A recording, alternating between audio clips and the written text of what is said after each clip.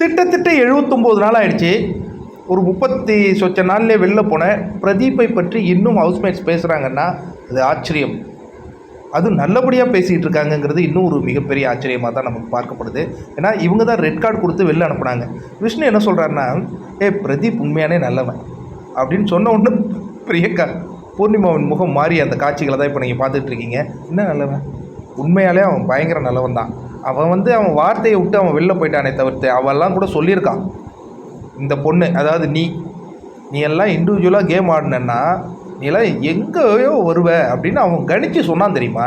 அதை நான் அவங்ககிட்ட சொல்கிறேன்.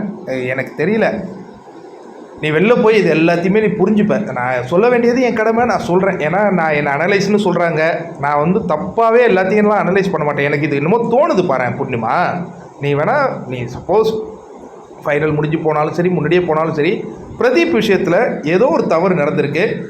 அதை நீ அனலைஸ் பண்ணுவேன். நான் என்னால் புரிஞ்சிக்க முடியாமல் நம்மளாம் ரெட் கார்டு கொடுக்குற அளவு அவன் கெட்டவனான்னு எனக்கு தெரியல. நாங்களாம் கூல் சுரேஷ் விஷயந்தான் நினச்சி நான் கூட ரெட் கார்டு சொன்னேனே தவிர்த்து அது வேறு ஒரு இதில் போயிடுச்சு. அது ஒரு மாதிரி தான் எனக்கு இருக்குது. உனக்கு அப்படி ஃபீலிங் ஆகலையா பூர்ணிமா? அப்படிங்கிற மாதிரி விஷ்ணு சொல்கிறத பற்றி நீங்கள் என்ன நினைக்கிறீங்க?